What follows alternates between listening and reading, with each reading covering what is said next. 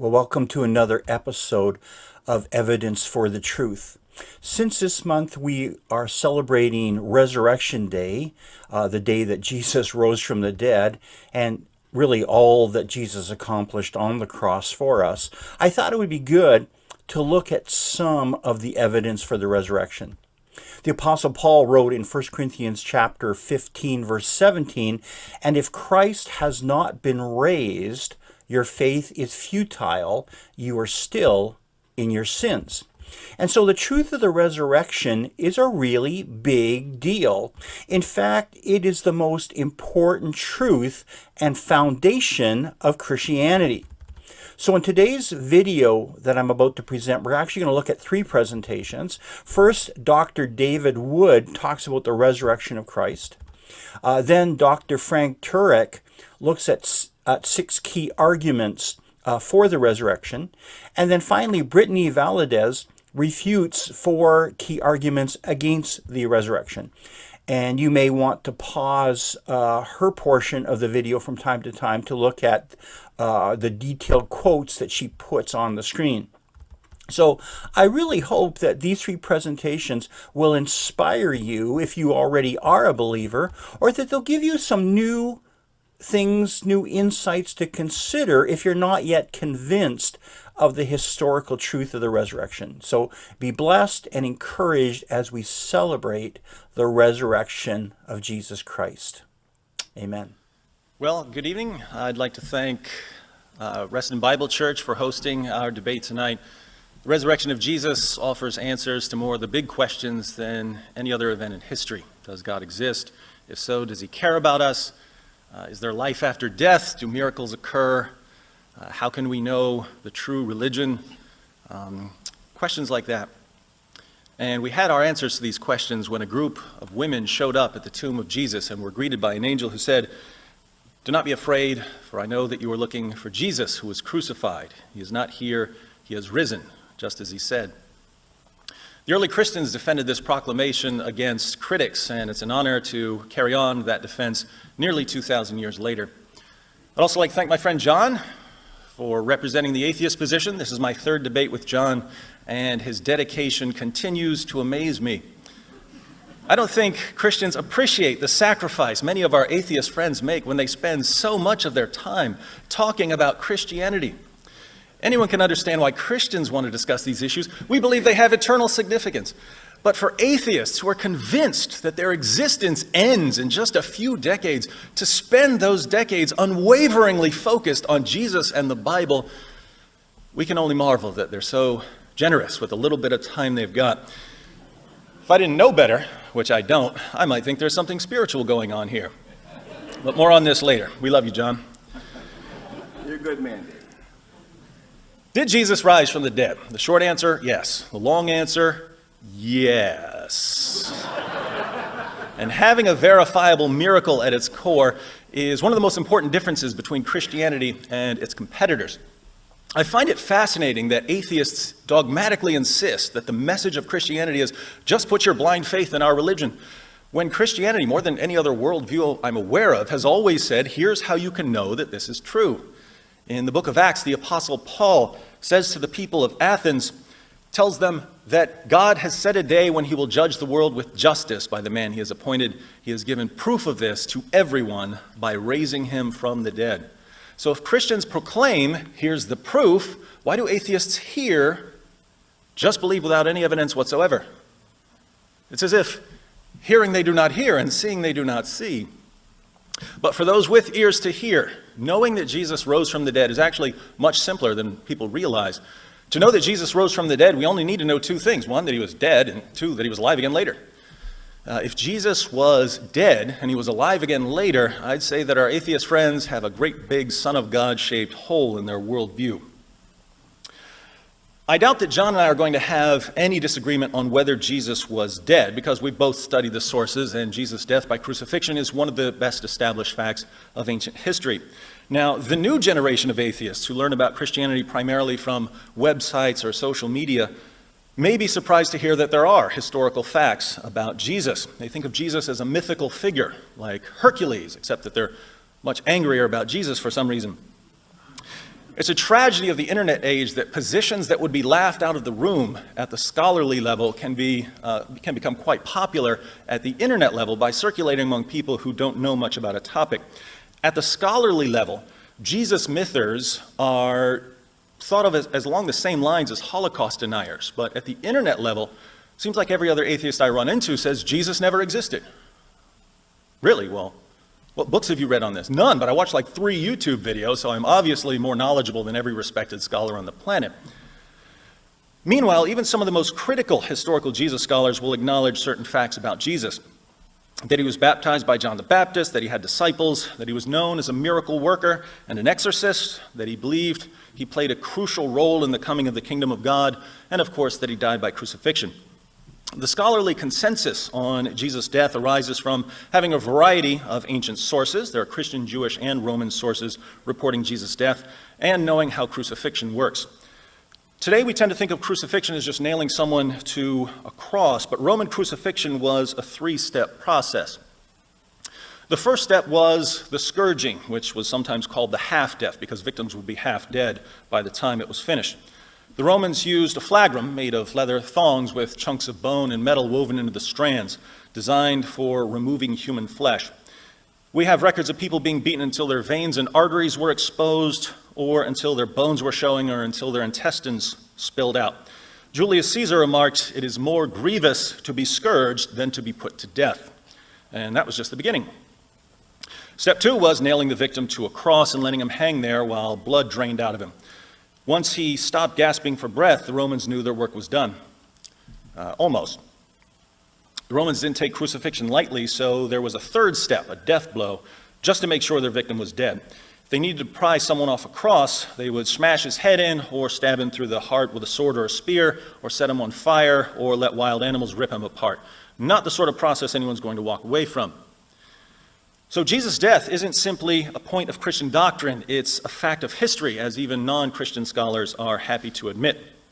Atheist New Testament scholar Gerd Ludemann declares that Jesus' death as a consequence of crucifixion is indisputable. John Dominic Crossan of the infamous Jesus Seminar says that there is not the slightest doubt about the fact of Jesus' crucifixion under Pontius Pilate. Marcus Borg, another member of the Jesus Seminar, states that Jesus' execution is the most certain fact about the historical Jesus. Jewish scholar Pinchas Lapid concludes that Jesus' death by crucifixion is historically certain. According to Paula Fredrickson, a convert to Judaism, the single most solid fact about Jesus' life is his death. He was executed by the Roman prefect Pilate on or around Passover in the manner Rome reserved particularly for political insurrectionists, namely crucifixion. And as everyone's favorite scholarly critic of Christianity, Bart Ehrman, maintains, one of the most certain facts of history is that Jesus was crucified on orders of the Roman prefect of Judea, Pontius Pilate. The real question for us tonight, then, is whether Jesus was alive again. How would we know if Jesus was alive at some point following his execution by the Romans?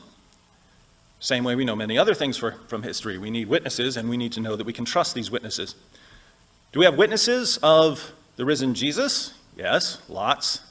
Fortunately, they began preaching almost immediately, and we have summaries of some of their early sermons. They issued official creedal statements that could be easily memorized and passed on to others. They sent out representatives with authoritative traditions that would eventually be incorporated into the Gospels and other writings. We also have writings and quotations outside the New Testament from the next generation of Christian leaders, which included people like Clement of Rome and Polycarp, who knew one or more of the apostles and who continued preaching the message of the apostles, especially the resurrection of Jesus. But the most interesting source on the eyewitnesses of the risen Jesus is an early Christian creed recorded in 1 Corinthians 15, 3 through 7. 1 Corinthians was written around AD 55, and Paul says in the letter that he had already delivered the creed to the church in Corinth, which would have been several years earlier. But Paul received the creed long before that, either when he visited the apostles in Jerusalem or perhaps even at his conversion, and scholars date its formulation to within a few years of Jesus' crucifixion.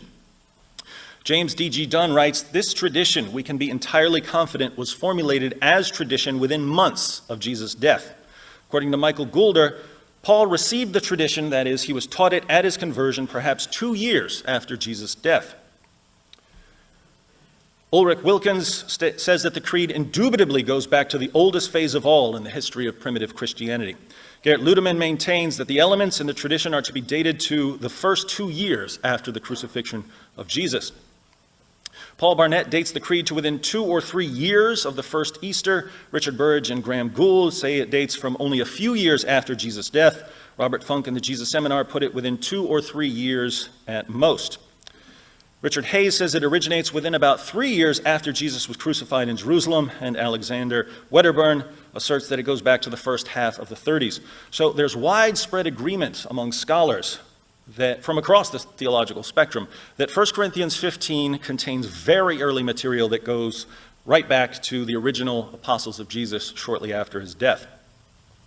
Let's read the passage.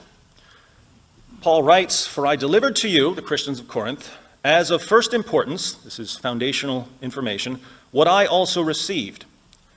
Begin creed that Paul received, that Christ died for our sins according to the Scriptures, and that he was buried, and that he was raised on the third day according to the Scriptures, and that he appeared to Cephas, that's Peter, then to the 12.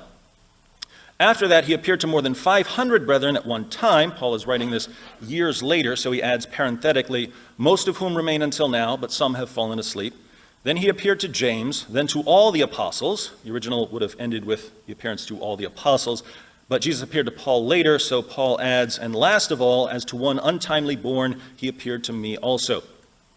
Notice what we have here. We have Jesus' death for sins, his burial, his resurrection on the third day, and numerous appearances, and we have all of it as authoritative tradition within a few years, if not within months, of the crucifixion.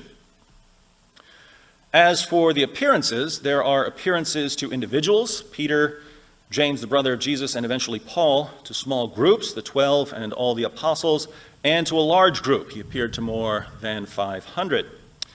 The list also reports appearances to both friends and foes. Peter and the apostles were followers of Jesus during his 3-year ministry, but James and Paul weren't. James didn't believe that his brother was the Messiah when Jesus was preaching in Galilee and Judea, and Paul persecuted the church and tried to destroy it. Yet they're all listed as witnesses who saw Jesus alive again sometime after his death. This passage eliminates 2 skeptical responses to Jesus' resurrection, the legend hypothesis and the hallucination hypothesis. At the internet level, there are still people who claim that Christian belief in Jesus' resurrection arose through a process of legendary development over a period of many decades. But this is factually false. We know as a fact of history that the resurrection was the heart of Christian preaching from the beginning. You also may have heard people argue that Jesus' disciples simply hallucinated the resurrection appearances.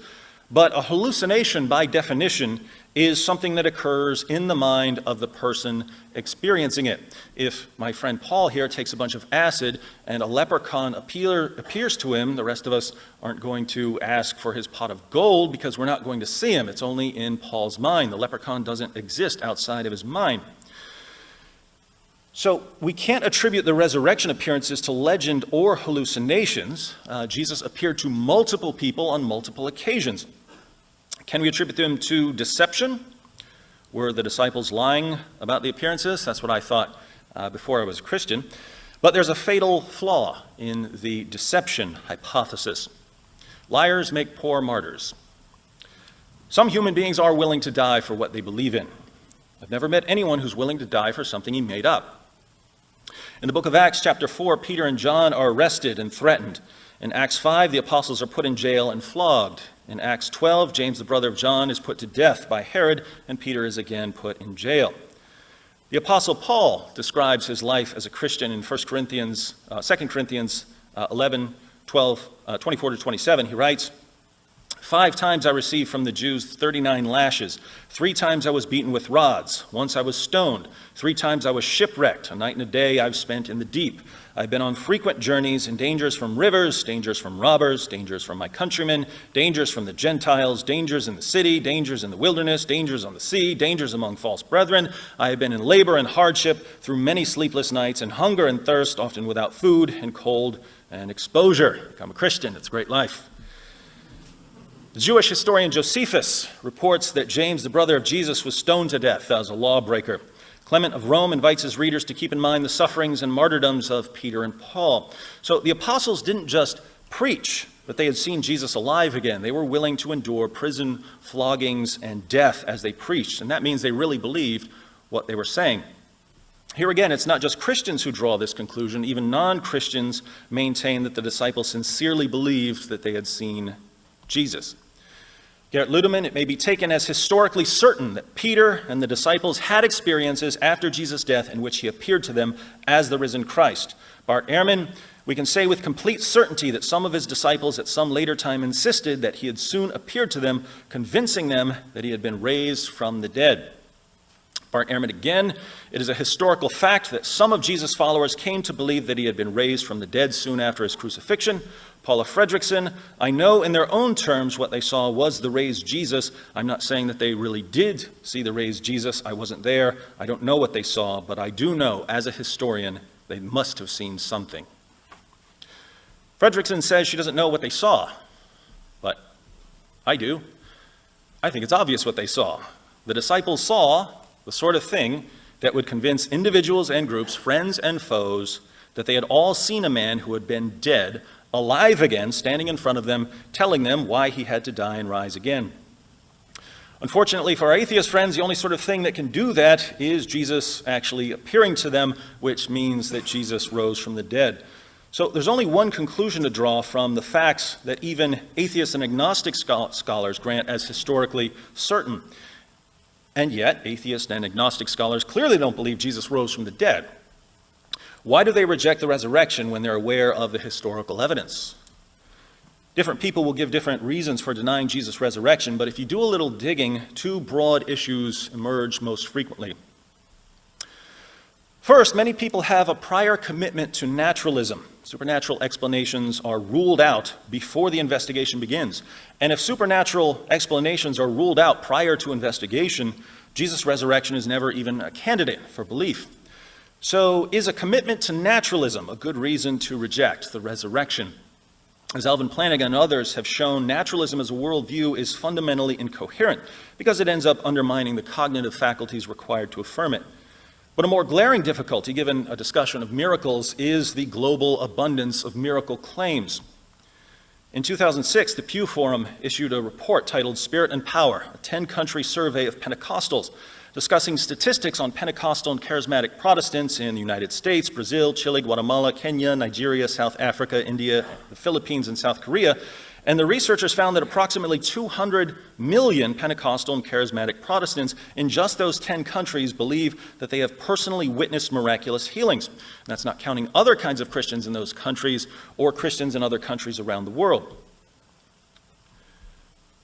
Consider miracle reports in China. According to Edmund Tang, all Christian churches in China practice some form of healing. In fact, according to some surveys, 90% of new believers cite healing as a reason for their conversion. This is especially true in the countryside where medical facilities are often inadequate or non-existent. After reviewing a number of miracle reports from around the world, Craig Keener concludes, it is no longer plausible to tout uniform human experience as a basis for denying miracles, as in the traditional modern argument. Hundreds of millions of claims would have to be satisfactorily explained in non-supernatural terms for this appeal to succeed. While many may be so explained, one cannot adopt the conclusion of uniformity as a premise without investigating all of them. In other words, those who exclude supernatural explanations prior to investigation do so by faith, not because the evidence demands it. Second, it's perhaps even more common to reject the resurrection because of what the resurrection implies. If we believe that Jesus rose from the dead, we might think it's a good idea to listen to what he says. But Jesus said all kinds of things about sin and judgment and salvation, and if we don't want to take his teaching seriously, or if we don't want to become Christians, or if we despise anything that has anything to do with Christianity, we kind of need to get rid of that whole rising from the dead thing. Now, this has always seemed like an odd approach to me. Decide what we want to believe ahead of time and then reject evidence that doesn't line up with what we want to believe. And atheists normally condemn this approach. Suppose an atheist comes to you with some kind of evidence, let's say evidence for common descent, that all human beings share an ancestor with all other organisms.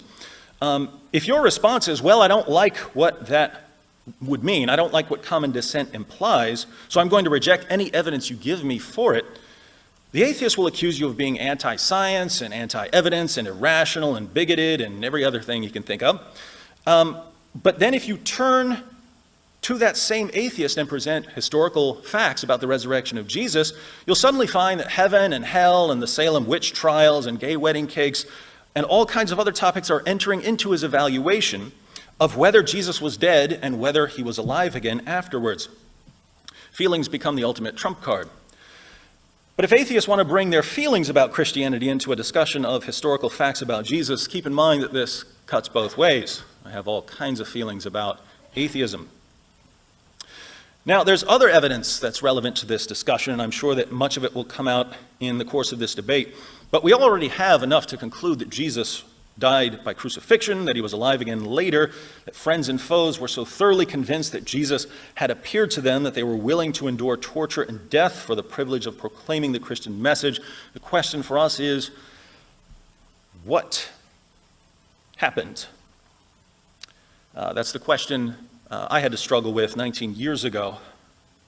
And I realized that apart from the resurrection, I couldn't come up with any explanation that fit the facts. By that time, I already knew that naturalism was a theory in crisis, and I didn't trust my feelings enough to deny evidence based on them. In the end, I concluded that Jesus of Nazareth rose from the dead, and that if I'm going to listen to anyone tell me about God, it's him. Why do I believe the resurrection occurred? Well, there's a lot of reasons. First of all, resurrections are possible. Why? Because the greatest miracle in the Bible has already occurred, the creation of the universe out of nothing. We have good scientific and philosophical evidence that the first verse of the Bible is true. In the beginning, God created the heavens and the earth. If that verse is true, every other verse is at least possible. Now, what evidence do we have that the New Testament documents are telling the truth? To remember things, I like to alliterate them. So there are 6 lines of evidence that all begin with the letter E that will help you remember them. First of all, we have early testimony. Most, if not all, the New Testament documents are written prior to 70 AD. Second, we have eyewitness testimony. There's over 140 details just in the second half of the book of Acts and the Gospel of John that we know are eyewitness details that only an eyewitness could know. Thirdly, after early and eyewitness, we have embarrassing details. You go, what are embarrassing details? If there's something in the text that's embarrassing to the author or authors, it's probably true. Why? Because people don't like to make up embarrassing details about themselves. They like to hide them. Consider one particular embarrassing detail. At the crucifixion, the disciples run away while the women are the brave ones. Now, who wrote the New Testament documents down? Men. Now, what man is going to admit that he was hiding for fear of the Jews while the women went down and discovered the empty tomb? Nobody would do that. In fact, if they were making up this story, they would say they marched right down there and moved that elite Roman guard out of the way. And then they saw Jesus, who congratulated them on their great faith.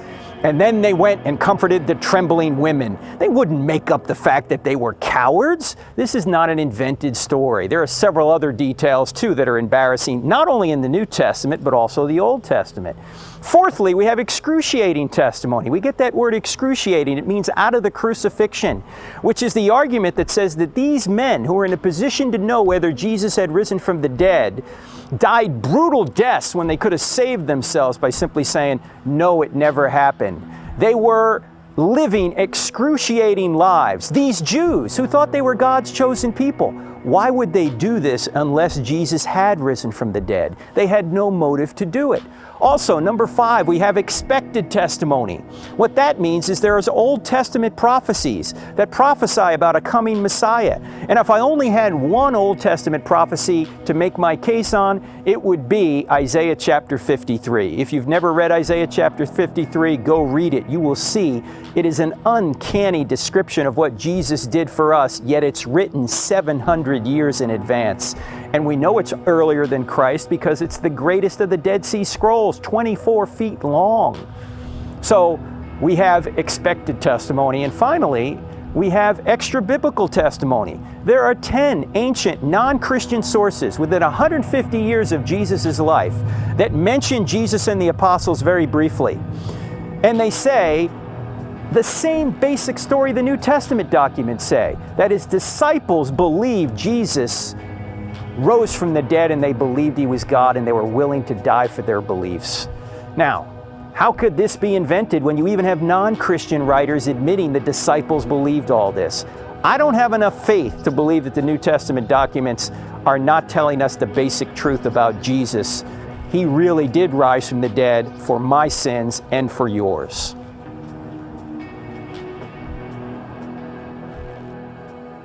In this video, I'm going to present various quotes, but in order to save time, I'm just going to place the quote on the screen, and you can kind of pause the video, read the quote, and then continue on with the rest of the video. All right, let's get started. All four Gospels say that women, including Mary Magdalene, were the first to witness the empty tomb. Then they went and told the men, the disciples, about what they saw.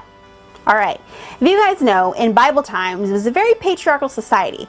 So if somebody was going to make up a story about Jesus resurrecting, wouldn't they claim that the men were the ones to discover that the empty tomb was empty? Dr. Clay Jones, Associate Professor of Christian Apologetics at Biola University, definitely thinks so.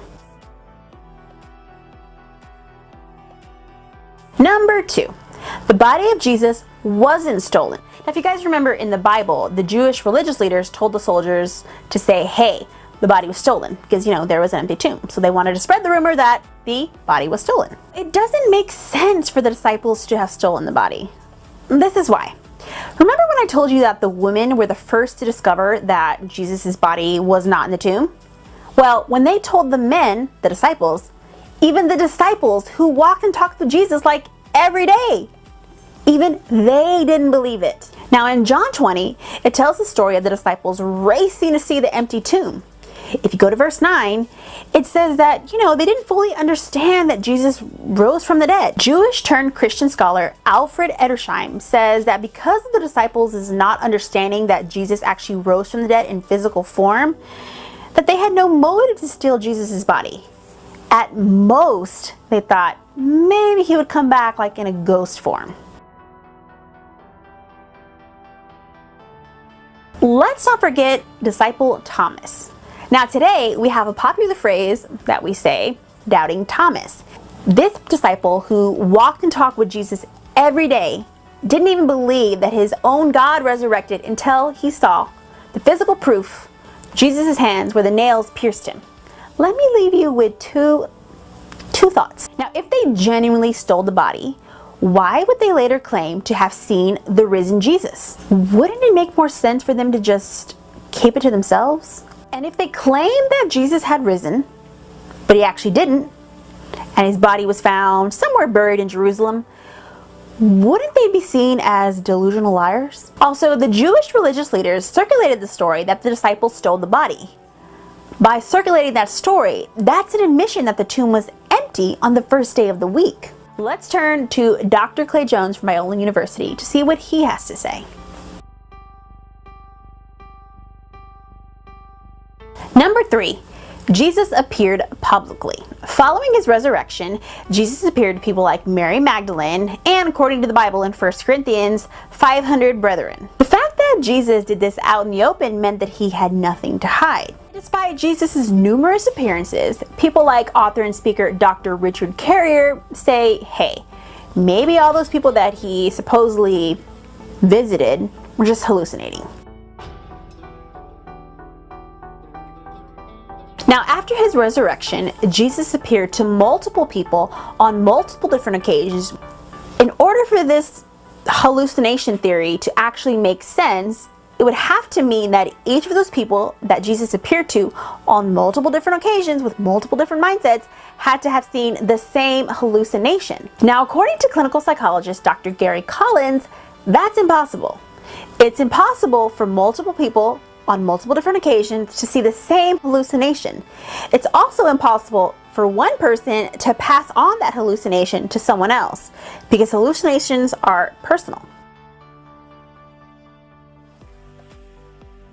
Since Jesus appeared to multiple people on multiple different occasions, it's important to take in the different mindsets. Historian and Christian apologist Gary Habermas points out some differences. Now, Brent Landau, a lecturer in religious studies at the University of Texas at Austin, says, maybe these people saw a ghost-like version of Jesus. Also, if they were hallucinating, wouldn't they have found the body of Jesus Christ somewhere? But alas, they did not. But Jesus wasn't a ghost because he walked and talked and ate with these people that he appeared to. He even allowed Thomas to touch the wounds on his hands. Jesus was wanting to prove to everyone that, hey, I'm alive, it's me, here I am. If everyone was hallucinating, wouldn't they have found the dead body of Jesus Christ? But alas, they did not, because he has risen. Number 4, the disciples suffered and died for their faith. Now, after Jesus ascended into heaven, what did he tell them to do? Go out into all the world and preach the gospel, and that is what they did. Now, traditionally, Peter died upside down by crucifixion. James was killed by a sword. Andrew was beaten and then stoned. Philip was beaten and then crucified. Now, the remaining disciples, except for John, all died traumatic deaths as well. Now, the disciples were willing to die for what they knew was true. Early Christian writer Tertullian wrote about this. But regardless of the apostles' willingness to die, some have questioned if martyrdom really does prove that Christianity is true. Because remember, you have other religions and cults, for example, like Islam and the LDS Church, that would surely die for what they believe is true as well. But there are 2 key factors that separates the disciples' martyrdom from, let's say, Muslim martyrdom. First, the disciples were not killing anyone, innocent or not, for the sake of Jesus Christ. They were willing to give up their own lives for Jesus Christ. Second, and most important, the disciples did not die for what they thought was true based on what they heard.